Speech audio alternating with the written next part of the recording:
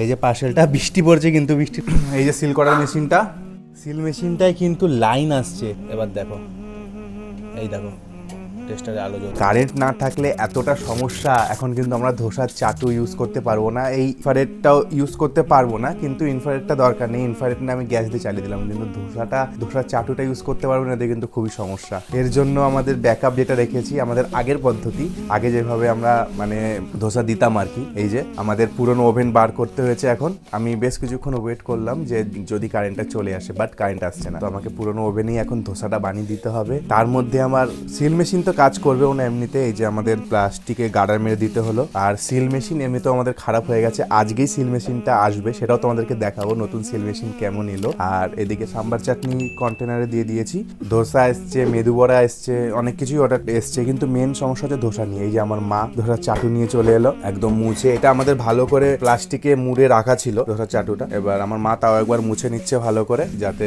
কোনো রকমের নোংরা বা কিছু না থাকে। তা আমাদের পরিষ্কার করেই একদম সিজনিং করে আমাদের প্লাস্টিকের মধ্যে মুড়ে রেখে দেওয়া হয়েছিল, এখন জাস্ট একটু আরেকবার মুছে নেওয়া হচ্ছে। তো চলো আগের অর্ডারটা রেডি করে নিই, তারপর তোমাদের সাথে কথা বলছি। ডেলিভারি বয়ও দাঁড়িয়ে রয়েছে, এসে অনেকক্ষণ আগে, কোথায় গেল? যাই হোক, ডেলিভারি বয় দাঁড়িয়ে আছে, আমাকে সাড়া দিয়ে গেল যে হয়েছে কিনা। তো ধোসাটা আগে বানিয়ে নিই, অর্ডারটা কমপ্লিট করে নিই, তারপর তোমাদেরকে দেখাচ্ছি। সিল মেশিনটা আসুক, তারপর তোমাদের সাথে আবার ভিডিওটা কন্টিনিউ করছি। কারেন্ট নেই, এত সমস্যা। দেখো এখন সিলিন্ডার টেনে আবার সিলিন্ডার লাগাতে হচ্ছে। এটা জাস্ট এখন টেম্পোরারি মানে করছি, কারেন্ট চলে আসবে, কিন্তু বৃষ্টি হচ্ছে আজকে সকাল থেকেই, কারেন্ট ওর জন্য বোধহয় আসছে না, সমস্যা হচ্ছে কিছু একটা। এটা টেম্পোরারি, এটা কিন্তু মানে জাস্ট নর্মালি সেট করবো, খোলা যাচ্ছে না, সারা সির ইউজ করতে হবে। এটা নর্মালি আমি, বাবা কি শক্ত। যাই হোক, এটা জাস্ট একটুখানি লাগিয়ে আমি আগে ধোসাটা ছেড়ে দিই, তারপর কারেন্ট চলে আসবে। আমি ওয়েট করছিলাম অনেকক্ষণ যে যদি কারেন্ট আসে, বাট আসছে না। দেখি অনেকদিন পর কিন্তু ওভেনটা চালানো হবে, দেখি ওভেনটা চালিয়ে। হয়েছে, অন হয়েছে, কিন্তু একটা সমস্যা হচ্ছে যে আমাদের এই ওভেনটা কালি পড়ে, ঠিক আছে, ধোসার তলায় কালি পড়ে, উপরে আসবে না অবশ্য। বহুদিন পর চাটুতে করতে যাচ্ছি ধোসা, যে ইলেকট্রিক তাওয়াটার তুলনায় কিন্তু এতে ধোসাটা একটু সামান্য ছোট হবে, বাট এইটাই কিন্তু আমরা দিয়ে এসেছি এতদিন ধরে। এবার গরম হোক, সব কিছু রেডি হয়ে গেছে আমাদের, শুধুমাত্র ধোসাটা হলেই ছেড়ে দেবো। আমাদের কিন্তু একটা প্লেন ধোসা এসছে, মানে যে যার মধ্যে কিন্তু মশলা থাকবে না, মানে মশলাটা থাকবে না, আলুর মশলাটা, শুধু প্লেন ধোসা। তো ধোসাটা রেডি করে দিয়ে দিই। চলো, আমাদের ধোসার চাটু কিন্তু গরম হয়ে গেছে গাইস। মুশকিল হচ্ছে এইসব ধোসার চাটু, মানে ধোসা বানানো সহজ, কিন্তু ধোসার চাটু যদি সমস্যা করে, মানে ধোসার চাটু যদি ভালো করে সিজনিং না হয়, তাহলে কিন্তু প্রচুর ভোগায়, মানে ধোসা উঠবে না, বা যদি একটু বেশি সিজনিং হয়ে যায় তাহলে কিন্তু ধোসা বেশি উঠে যাবে, মানে ঘোরাতে মানে শেপই আনতে পারবে না, তার আগেই উঠে যাবে। তো এবার দেখি, অনেকদিন যেহেতু পড়েছিল, ধোসাটা বানাতে পারি কিনা, এটাই এখন মানে একটা চ্যালেঞ্জ বলতে পারো, ধোসাটা মানে হয় কিনা পারফেক্টলি। চলো, চাটু তো রেডি, আমি তাও একটু তেল জল ছিটিয়ে নিলাম, এবার দেখি হয় কিনা। অনেকদিন পর এই চাটুতে বানাচ্ছি, দীর্ঘ মানে কয়েক মাস বলতে পারো, 6-7 মাস বোধহয় হয়ে গেছে আমার চাটুটা ইউজ করি না আমি। তো মোটা হয়ে গেল, কারণ ওই ধোসার যে আমার এই ইয়েটা ইলেকট্রিক ওভেনটা ইউজ করি, এটা একটু বড় হয়, তো ওই মেজারমেন্টে নিয়েই কিন্তু আমার অভ্যাস হয়ে গেছে, সেই মেজারমেন্টে আমি কিন্তু এখানে নিলাম, একটু বেশি হয়ে গেছে, কিন্তু কোনো ব্যাপার না, আমি চেঁচে ফেলে দিচ্ছি। শেপ তো ঠিক আছে, শেপ সুন্দর এসছে, কিন্তু এবার দেখা যাক এটা ওঠে কিনা। তেল দিয়ে দিই, প্লেন ধোসাই হবে, মশলা যাবে না এর মধ্যে। গ্যাসটা জ্বালাই, বেশি গরম হয়ে গেলেও কিন্তু ধোসা উঠবে না, আবার বেশি ঠান্ডা অবস্থায় থাকলেও কিন্তু ধোসা উঠবে না। ধোসা বানানো একটা মানে আর্ট বলতে পারো, একটু এদিক ওদিক হলেই কিন্তু নষ্ট হয়ে যায় ধোসা। এবার দেখতে হবে ধোসাটা উঠছে কিনা, তো একটু হয়ে যাক, তারপর দেখা যায় তোমাদের উঠছে কিনা। গাইস, ধোসা তো হয়েছে, ধোসা তো উঠে যাচ্ছে একাই, কিন্তু সমস্যা হচ্ছে ধোসা পারফেক্ট হলো না। ধোসার যে একটা পারফেক্টনেস, মানে আরেকটু সামান্য আরও যে লাল লাল হবে, সেটা হবে না। এখন যতই আমি এটাকে গরম করি না কেন, ওরকম যে ধোসার যে স্ট্রাকচারটা আছে একটু ব্রাউন কালারের, ওরকম জিনিসটা আসছে না, কারণ হচ্ছে এই চাটুতে একটু তেল বেশি হয়ে গেছে, তাই একটু সাদা সাদা হয়েছে। এটা হয়ে গেছে ধোসাটা কমপ্লিট, কিন্তু একদম পারফেক্ট ধোসাটা এলো না। কিছু করার নেই, ওইদিকে টাইমও পেরিয়ে যাচ্ছে। পারফেক্ট মানে একদম পাতলা ক্রিস্পি যেরকম ধোসাটা হয়, ওরকম হলো না। দাঁড়াও, আমি আর একটা বানিয়ে দেখি কেমন হয়। এরকম উঠে যায়, বেশি সিজনিং হয়ে গেলে কিন্তু এরকম উঠে যাবে। এটা দেখি কেমন হয়, যদি একই হয় তাহলে কিন্তু ওইটাই দিয়ে দেবো। হয়ে গেছে গাইস, এখন দেখো কারেন্ট চলে এসছে, মানে তীরে এসে তরি দেবে বলে না, এখন হয়ে গেছে, ওর জন্য কারেন্টটা এসছে। ওই ইলেকট্রিক তাওয়াটা কিন্তু গরম করে দেওয়া সম্ভব হবে না, কারণ 10 মিনিট লাগবে ইলেকট্রিক তাওয়াটা গরম হতে, তারপর গিয়ে হবে। কিন্তু আমাদের রাইডার এসে দাঁড়িয়ে রয়েছে। যাই হোক, ধোসা কিন্তু সেই রকম ভাবে ভালো হচ্ছে না, কিন্তু হয়েছে খাওয়ার যোগ্য, মানে ভালো, মোটামুটি ঠিক আছে। একদম লাল ব্রাউন টাইপের হচ্ছে না এই চাটুতে, জানি না কেন, অনেকদিন পর চালু করেছি বলে হয়তো। করেছে একটা মশলা ধোসা অর্ডার, কিন্তু একটু সাইজে সামান্য সামান্য কিন্তু একটু সাইজে কম হচ্ছে, তাই আমি দুটো ধোসা দিয়ে দিলাম। অর্ডারটা অনেক লেট হয়ে গেল, দাদা অনেকক্ষণ থেকে এসে দাঁড়িয়ে রয়েছে, কিন্তু লেট হয়ে গেল একটু। গাইস, আজকে কিন্তু সোমবার আর প্রচুর অর্ডারের চাপ। এর মাঝখানেই কিন্তু অর্ডার দিচ্ছিলাম দেখুন, এর মাঝখানে আমার ওই পার্সেলটা চলে এসছে। মানে ওই যে ফ্লিপকার্ট থেকে বললাম না যে সিল করার মেশিনটা অর্ডার করেছিলাম, তো এর মাঝখানে এসছে। চলে আসো চলে আসো চলে আসো চলে আসো। হ্যাঁ, অনলাইন হবে। এই যে পার্সেলটা, বৃষ্টি পড়ছে কিন্তু বৃষ্টির মধ্যে ভিজে গেছে, ভেতরে কোনো সমস্যা হবে না। দেখতে পাচ্ছ কি না জানি না, আমার কিন্তু এটা পড়েছে 812 টাকা মতন। তার আগে পেমেন্টটা করে দিই। হয়ে গেছে দেখো। হ্যাঁ ঠিক আছে। এই যে আমার পমু, কেউ যদি গেটের সামনে আসে ব্যাস চেল্লাতে আরম্ভ করে দেবে। গেটের সামনে মানে যে গেটের সামনে মানে যেই আসুক না কেন চেল্লাতে আরম্ভ করে দেবে। আর গাড়ির আওয়াজ, ডেলিভারি বয়রা আসে আমাদের, তো প্রত্যেকটা ডেলিভারি বয় যখন আসবে তখন চেল্লাবে, যাওয়ার সময় চেল্লাবে, গাড়ির আওয়াজ হবে তখন খালি চেল্লাবে।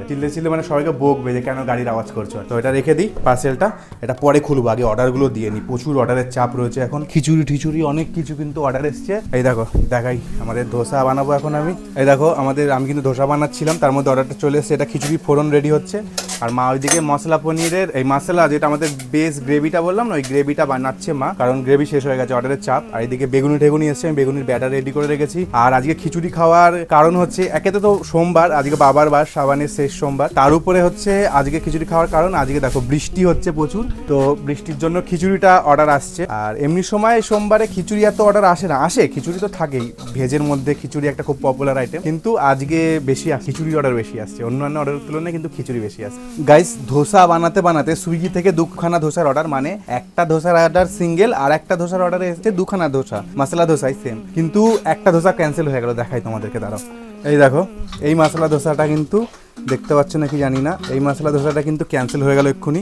তো আর দুটো যে ধোসা আছে ওটা এখনো রয়েছে। তো আমি ভাবছি কি যে ধোসা এমনিতেও নরম হয়ে গেলে এরপরে ধোসার অর্ডার আসবে, তারপর তো আমি এটা দেবো, কিন্তু নরম হয়ে যায়, কিন্তু আর খেতে ভালো লাগে না। ধোসা নরম হয়ে গেলে খেতে ভালো লাগে না, এমনিতেও যেতে যেতে নরম হয়েও যায়, কিন্তু বেশি ঠান্ডা হয়ে গেলে ধোসা খেতে ভালো লাগে না। তো আমি ভাবছি ধোসাটা দিয়ে দিই। তো যে দুটো মশলা ধোসা অর্ডার করেছে তাকে আর একটা এক্সট্রা ফ্রিতে দিয়ে দিই, নাহলে তো নষ্টই হবে। আমি ধোসা বানাতে ধোসা অ্যাকচুয়ালি ইডলি ধোসা আমার ফেভারিট ছিল প্রথমে, আগে ধোসা এই ব্যবসা শুরু করার আগে, কিন্তু এখন এই বানাতে এখন আর খেতে একটুও ইচ্ছা করে না। তো ধোসা অর্ডার দিয়ে দিই, যে দুটো অর্ডার করি তার সাথে একটা ফ্রি দিয়ে দিই। আর ক্যান্সেল করলেও কোনো সমস্যা নেই আমার, কারণ আমি কিন্তু টাকা আমার পেয়ে যাব। তো চলো গাইস, অর্ডার কিন্তু এসেই রয়েছে অনেক কটা, কিন্তু আমি এই সিল করার মেশিনটা খুলি, কারণ সিল করার মেশিন দিয়ে সিল করে দিচ্ছি না প্যাকেজিংগুলো কিন্তু ভালো হচ্ছে না। আমাকে কিন্তু কাস্টমাররা ফোন করেছিল, অনেক কজনই করেছিল যে দাদা আপনার সিল আসেনি, কি ব্যাপার, গার্ডার মারা। আমি বললাম যে হ্যাঁ, আমার মেশিনটা খারাপ হয়ে গেছে, তো ওর জন্য সিল করে পাঠাতে পারছি না, গার্ডার মেরে পাঠিয়েছি। ওনারা বলছে না, ভাবলাম যে কোনো সমস্যা হচ্ছে নাকি, মানে ওরা ভাবছে ডেলিভারি বয়রা কিছু, কারণ আমার তো সিল করে পেয়েছে, সিল করা প্যাকেট পেয়েছে এতদিন, কিন্তু এখন ডেলিভারি বয়রা যদি কিছু করে মাঝখানে পাচ্ছে না, ওর জন্য হয়তো ভাবছে, মানে ভেবেছিল ওরা। আমাকে ফোন করে ওরা ক্লিয়ারেন্স নিয়েছিল, আমিও বলে দিয়েছি যে না, কোনো সমস্যা নেই, এটা আমার সমস্যা, তাই হয়েছে। তো যাই হোক, সিল করবো এখন, আবার অর্ডার আছে, তো ওই সিল করে এখন ওগুলো দেবো, তার জন্য আমি প্যাকেটটাকে খুলে নিই। এই দেখো, এটা হলো মানে সিল করার মেশিনের, এটা হলো কয়েলটা, এইটা কিন্তু হিট হয়, এই যে তার মতন দেখছো, এটা কিন্তু হিট হয়। এটা কিন্তু ফ্রি দিয়েছে, 3-4টে ফ্রি দেওয়ার কথা, একটা পেলাম না, দুটো আছে এখানে, বোধহয় 2 পিস আছে, দেখি আরও আছে নাকি। এই যে সিল করার মেশিনটা, আগেরটার থেকে কিন্তু এটা আমি একটু ভালো পেয়েছি, মানে এটা আরও একটু ভালো। আগেরটা প্লাস্টিক বডি ছিল, কালার কিন্তু সেম, কিন্তু এইটা মেটালের বডি, আর এটা আরও বেশি দিন চলবে আমার মনে হয়, কারণ আগেরটা প্লাস্টিক ছিল। আর কোয়ালিটিটা, আগেরটা কিন্তু দাম নিয়েছিল এরকমই 1000 টাকার ওপরে দাম নিয়েছিল আমার, এটা কিন্তু কম নিল, ডিসকাউন্ট ছিল তখন। আমার দিদিরটা করেছি, দিদিরটা আবার বেশি দাম নিয়েছিল, এটা আমি ডিসকাউন্টের সময় করেছিলাম বলে কম নিয়েছে। তো বিল্ড কোয়ালিটি তো খুব ভালোই দেখে মনে হচ্ছে, কারণ ওয়েট রয়েছে হেভি, আর পুরোটা কিন্তু একদম মেটালের, আগের মতন প্লাস্টিকের না।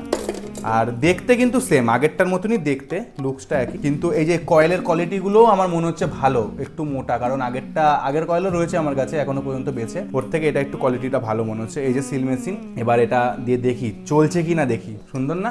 এটা পুরোটা লোহার বডিটা, এটা কিন্তু আর্থিং করা নেই, জানি না শর্ট মারবে না, তো চলো দেখি। আমার মা খুব ভয় পায় কারেন্টের, শর্ট মারবে না, তো চলো দেখি কাজ হচ্ছে নাকি দেখি, মানে খারাপ আছে না ভালো আছে। গাইস একটা সমস্যা হচ্ছে, সিল মেশিনটায় কিন্তু লাইন আসছে, আমি দাঁড়াও তোমাদেরকে দেখাচ্ছি। এটা মেটাল বডি বলে হয়তো এরকম সমস্যা, আর্থিন দেয়নি, কিন্তু আর্থিনের মুখ দেয়নি, এটা শুধুমাত্র নর্মাল। তোমরা হয়তো বুঝতে পারছো না, দাঁড়াও লাইটটা বন্ধ করে দেখাই তোমাদেরকে। এবার দেখো, এই দেখো টেস্টারে আলো জ্বলছে। এবার আমার তো হাত দিতে ভয় লাগছে এর মধ্যে, কারণ আর্থিং করা নেই, যদি কারেন্ট মারে তো এখন কি করবো আমি বুঝতে পারছি না। আগেরটাই বোধহয় আমার বেশি ভালো ছিল, প্লাস্টিক বডি, তো এটাকে নিয়ে এখন সমস্যায় পড়ে গেছি। পুরো মেটাল বডি, কিন্তু কেমন কোম্পানি দেখো তোমরা, মেটাল বডি পুরো করেছে। আর্থিন তো দেওয়া উচিত ছিল, আর্থিনের প্ল্যাগের মধ্যে তো আর্থিনের পিন দেওয়া ছিল, মানে দেওয়া উচিত ছিল, আর্থিনের পিন দেয়নি। তো এখন দেখছি কি করবো, একটা জুগাড় লাগাতে হবে, এখান থেকে কানেকশন করে আমার এখানে আর্থিনের তার রয়েছে, এখানে একটা তার জুড়ে আর্থিনের সাথে জুড়ে দিতে হবে, তাহলে কোনো সমস্যা হবে না। একটু জুগাড় লাগিয়ে নিই, তারপর সিল করে তোমাদেরকে দেখাচ্ছি। গাইস ফাইনালি কিন্তু ঠিক করলাম, এই দেখো এখান থেকে কিন্তু আমি আর্থিনের কানেকশন করেছি, দেখো এখন কিন্তু কারেন্ট ফাইন মারবে না। আর্থিনের সুন্দর করে কানেকশন করে দিয়ে এখান থেকে কিন্তু আমাদের এই যে সবকিছুর জন্য কিন্তু মোটা ভালো করে আর্থিন করা আছে। আর্থিনের লাইন কিন্তু আমি খুব ভালো করে করেছি আগে থেকেই, তার সাথে জুড়ে দিয়েছি, এখন কোনো সমস্যা নেই। আমাদের এই প্ল্যাগে যেহেতু আর্থিনের পয়েন্টটা নেই, তাই আমি এখান থেকে তার বার করে তারপর ওখান থেকে জুড়ে দিলাম। তো তোমরা কিন্তু তোমাদের যদি বোর্ডে আর্থিনের লাইন থাকে, তাহলে কিন্তু তোমরা এরকম 3 প্ল্যাগ যুক্ত এরকম সিলের মেশিন কিনবে, না হলে আমার মতন এরকম আর্থিন করেও নিতে পারো, যদি তোমরা কারেন্টের কাজ জানো, না হলে কিন্তু তোমরা এক্সপেরিমেন্ট করতে যেও না, তে বিপরীত হতে পারে। তো যাই হোক, এটা রেডি হয়ে গেছে, এটা আমি আর রিপ্লেস করলাম না, কারণ এর বিল্ড কোয়ালিটি খুবই ভালো, আর এটার কিন্তু এক্সট্রা কিছু ফিচার্সও রয়েছে, যেগুলো আমি তোমাদেরকে এখন দেখাবো। তো যাই হোক, এখন আমি দেখো সিলটা করি, সিলটা করতে করতে তোমাদেরকে আমি দেখাই ফিচার্সগুলো কি কি, মানে